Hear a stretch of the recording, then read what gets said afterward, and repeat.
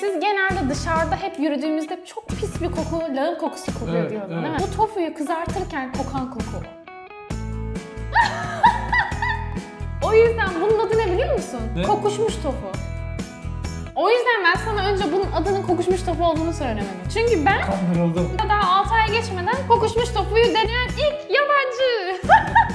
嗨，大家好，我是谢妈。我今天想要让我爸爸尝试台湾超有名的小吃臭豆腐，因为臭豆腐有一种特别的味道，所以很多外国人都不敢尝试。那看看我爸爸敢不敢尝试臭豆腐？我们走吧。 Nereye gidiyoruz? Yine bir şey deneyeceğiz。 Allah'ım dene bitmedi ya.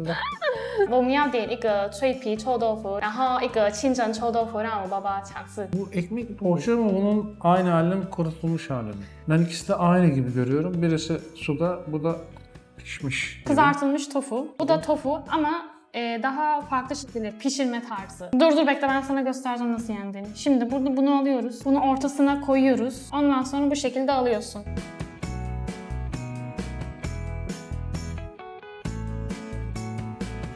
Halcamayız. Yandın mı? Çok az. Ama anlayamadım. Bu topu neden yapılıyor? Sarı fasulyeden yapıyormuş. Evet, tuzlu. Tuzlu olunca daha lezzetli. Zaten bunun normal bir tadı yok. Üstüne sosu eklemişler, acı eklemişler. Bir de bu turşuyu katıyorsun. Asıl o zaman. Bu atıştırmalık. Pek kızartılmış şekilde olmasa nasıl sence? Kızartılmış daha lezzetli hale getirmiş buna göre. Dediğin gibi bir lezzet yok içinde kendine ait. Kızartılınca biraz gelmiş kıtırık bir lezzet. Evet, kıtırık olması güzel zaten değil mi? Yoksa hiçbir lezzet tat yok. Anlaşılmıyor. Zaten tofunun bir tadı yok normalde. Yemeyin. Sosu yerine başka şey yiyin. Bir tadı yok şeyle topu mu yiyeceksiniz? Yani saçma değil mi? Ona bakalım. Çorbanın tadına bak. Bu İçinde tofulu sebze var, da var. mantar var. 我也第一次尝试。我觉得很不错。 Çorba daha iyi valla. Neden acaba? Sanki biraz acılı. Kıyma mı bunlar nedir ya? Hayır, bu vejetaryen usulü. Tofuyu bu şekilde tadına bakalım. 就是软软的豆腐。 Hiçbir fark yok. Saman. Etli noodle severim. Bunlardan yemem. Derecelendirirsek suyu 1 numara. Buna veririm. 2 buna veririm. Bunun şeyine, tafısına 0 veririm. Tamam mı? 0 puan. Ama sen diyorsun ki Eti- çorbanın tadı lezzetli. Evet. Ama çorbanın tadı gerçekten güzelmiş. Ben bunun içine noodle eklense de çok güzel bir şey olur. Keşke içinde noodle Çorba olsaydı. güzel. Noodle çok suyundan. Ha, bunun içine de turşu koymuşlar. Bak, lahana turşusu. Tofuları beğenmiyorum. Ya tofu gibi. 0. Peki bu kızarmış tofuya kaç puan verirsin? Orada 5 veririm parça. O kadar. 5. O kadar. Kızarmış tofuya 5 puan verirsin. Neden peki? Bunu 0 verdiğim için ona 5 vermek zorundayım. Çünkü o biraz lezzetli hale getirmişler kızartarak. Bir de sos da konmuş. Yani beğenmedin mi? Yok, tofuyu beğenmiyorum zaten. Ha, tofuyu genel olarak hiçbir şekilde beğenmiyorsun. Beğenmiyorum. Allah Allah. Başka şeyler beğenecek o kadar çok şey var ki dünyada. Bunu niye beğeneyim? Bana mı kaldı? Babamın orijinal yorumları. Bunu çorbanın içindeki tofuya kaç puan? 0.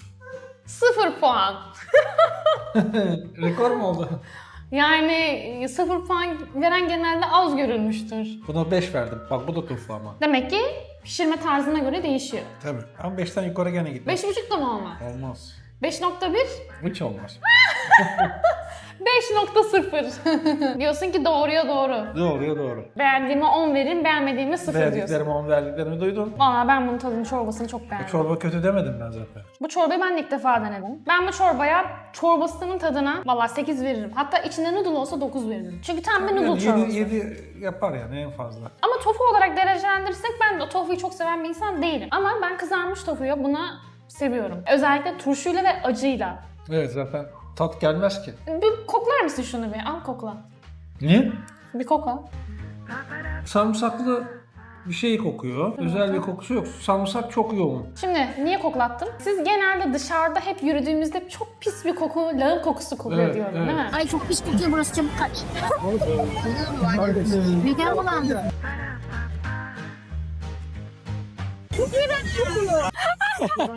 Babama soracağım, Ay yine geldi. 但是他们不知道那个是臭豆腐的味道。 Allah'ım nereden bu sihir ya? Bu tofuyu kızartırken kokan koku. Burada daha az kokuyor yani. Karbonhidrat. Evet, o yüzden bunun adı ne biliyor musun? Ne? Kokuşmuş tofu. Ama o kadar aşırı kokmadı. Bir Evet daha kokuyor. zaten bunun özelliği yemeği pişirirken çok pis kokması ama seni önüne sunulduğunda öyle bir Yok, kokunun kokmuyor kokması. öyle. O koku yoktu yani. Ve şöyle söyleyeyim, şimdi bu Tayvan'ın en ünlü küçük atıştırmalıklarından biri. Bu küçük kokuşmuş tofu diye geçiyor. Ben Tayvan'a ilk geldiğim zaman sonra dedik bundan ye, bundan ye. Ama kokusunu dedim, ay bu berbat kokuyor dedim. Bir de yabancılar genelde, Tayvan'a gelen yabancılar bunun isminin kokuşmuş tofu olduğunu duyunca denemekten vazgeçiyorlar. Aslında yerken koku gelmiyor ama pişirirken koku geldiği için insanlar korkuyor onu Annem bir tatmaya. koklasın bakalım ya. Bundan geliyor koku. Onun kokusu mu? Bir kokla bakayım sen bunu. Yok bu kokuyor mu onu fark ettireceğim. Kokmuyor ama gel bak kokla. Yani ben haklı mıyım haksız mıyım? Bir kokla şunu şöyle tut. Kokmuyor. Evet. Kokmuyor. Ama şu anda dışarıda sanki bir koku Evet. geliyor gibi. Dışarıda sizin gece pazarına gittiğimizde, dışarıda yürüdüğümüzde hep diyorsunuz bir lağım kokusu geliyor. Pis bir koku geliyor diyordunuz. Aslında o kokuşmuş tavuğunun kokusuydu. Ama bu ekmek gibi sanki şey mi? Tafu be. Ekmek değil, kızartılmış. kızartılmış. Ye o kadar kötü değil. Güzel şey yoktur. Şu güzel ya. Şu aynı turşu. Kötü değil öyle ya. Hiç kokmadı değil mi? Dikkat ettin mi? Kokmuyor ama o niye buradan geliyor koku? Bat. Geliyor, tadına geliyor, tadına. Hayır ama pişerkenki kokusuyla karşılaştırdığın zaman yerken öyle bir koku gelmiyor. Anladım. Öteki lağım kokusu gibi. Şöyle söyleyeyim, mesela bu adı kokuşmuş tofu ya, ben Tayvan'a ilk geldiğimde o zaman sürekli diyordu ki dene. Dedim kokuşmuş tofuyu ben yemem. Denemem de. Bak 3 yıl boyunca yemedim. Tayvan'a geldim. 3 yıl boyunca ağzıma sürmedim. Ben 6 ayda nasıl yiyeceğim?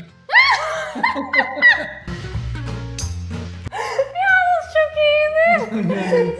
Ama şöyle söyleyeyim, ben sana bunun adının kokuşmuş tofu olduğunu söyleseydim yer miydin? Tadardım Yemem. sadece. Yemezdim. Yemez. O yüzden ben sana önce bunun adının kokuşmuş tofu olduğunu söylemedim. Çünkü ben Kandırıldım. ama çünkü niye biliyor musun? Ben hep ön yargıyla karşıladım. Dedim ki kokuşmuş tofu yemem. Asla ağzımı sürmem. Sonra dedi ki sırf video çekmek için tamam dedim. Bu sefer deneyeceğim. Ön yargımı kıracağım dedim. Aldım. Ona dedim.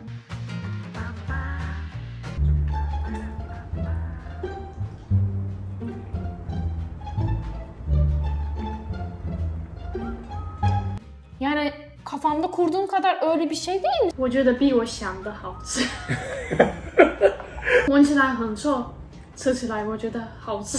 Sadece pişirirken çok kötü bir koku kokuyor. Ama yerken öyle bir koku yok yani. O yüzden sen hızlı sayıldın, hızlısın. 6 ayda daha 6 ay geçmeden kokuşmuş tofuyu deneyen ilk yabancı.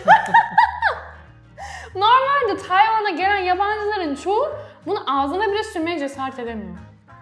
Sırf isminden dolayı. Artık etmem herhalde.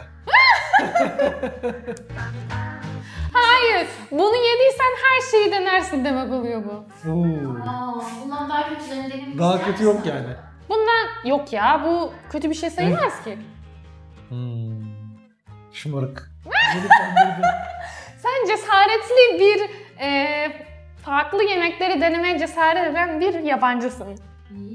Aslında her insan böyle olsa farklı lezzetlere alışabilir hem de farklı lezzetleri denilmiş olur. 3-4 sene kalmam lazım o zaman. 3-4 sene kalsın herhalde tavuk bacağı ayağı yersin. Onu da yersin. Tavuk kanı da yersin, ördek kanı da yersin. Yemem. Yemem deme, büyük konuşma yersen görünsün. Beni kandırıyor. Ben seviyorum bunu. Ama 3 yıl boyunca sevmedin ya. Çünkü yemedim. Şihuan mı? Boş yiyor. Bunu da ama 5 puan verdim. 5 puan çok değil ki. Yani diyorsun ki 5 puan benim için sevmediğim şeylere verilen bir rakam. Evet. Sonra belki birkaç kere yedikten sonra beğenirsin. Bilmem. Bunun adı Chou Tofu baba, tamam mı? Chou Tofu. Çodafu. Heh, bu sefer hızlı söyledin. Bunu niye böyle hızlı? Zonk dedi ki çok düzgün telaffuz et dedi. Mobiş yuvan çodafu. Üzüldük. Bu çok ünlü bir şey ama ya. Bize ünlü değil, buranın ünlüsü ona göre. Peki sence Türklerin ağız tadına uygun Uymaz, mu? yemezler. Neden? Yani çok nadir. 10 kişiden bir kişi belki. O zaman 10 kişiden biri benim. 我发现我不喜欢豆腐这个东西. Türkiye'de tofu diye bir şey olmadığı için tadına alışık değiliz. Değiliz. Tatsız bir şey zaten. Tadı da yok ya. Yani aslında evet, tadı yok. Evet, dediğin gibi. Tayvan'da çoğu şeyin içine tofu konulabilir. Mesela atıyorum güvece, çorbalara, noodle'a. Çünkü lezzeti başka türlü gelmez. Çorba içinde yenebilir o şey. Ya hem karın doyuruyor hem de protein de var bunun. Yani tabii ki biz bunu et yerine geçirmeyiz tabii ki de yani. Ama vejetaryenler, et yemeyen insanlar tofu giyiyor genellikle. Ama sen diyorsun ki et varken tofuyu ne yapayım? Tabii zorla yemem. Peki başkalarının sence yabancıların denemesini İstemem ya. Demezler yabancılar. yemezler? Tavsiye etmiyor musun? Yani çok seversiniz bunu, hadi yiyin demem. Ama bir deneyin dersin. Bir deneyin ama ben beğenmedim. Siz belki beğenirsiniz. Açık sözlülükte sınır yok. Zaten yorumlarda herkes diyor ki babanın yorumları çok gerçekçi diyor. Onlar da biliyor demek ki tofunun iyi olmadığını. Hayır, onlar seviyor tofuyu, öyle demek değil. Sürekli kan yabancı bir yerde yaşasalardı, buraya gelselerdi acaba beğenirler miydi? Yani tofu tuhaf bir şey öyle gelebilirdi. düşünüyorsun. Evet, işte benim durumumda öyle bir durum. Ben doğma büyüme buralı değilim. Haksız mıyım? Sen 3 yıl yememişsin, ben 6 ay, 3 ay da yedim. Vallahi iyi cesaretliymiş. Ya. Hadi yine iyisi. Kakaladım.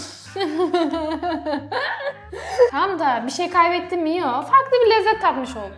Öğrenmiş olduk ya, kötü olduğunu. Öğrenmiş oldum. Bir dahakine yememek için ders aldım. Bir dahakine tofu gördüğün zaman direkt ben bunu yemem. 你喜欢吗？臭豆腐？我喜欢臭豆腐。我会吃啊。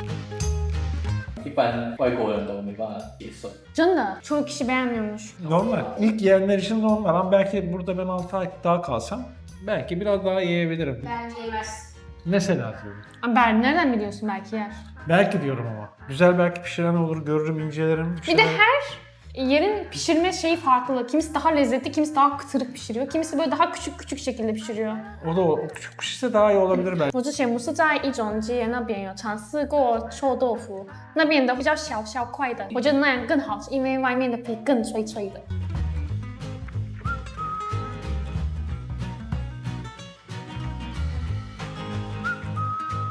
Ağzına bir lokmalık Zaten atıyorsun.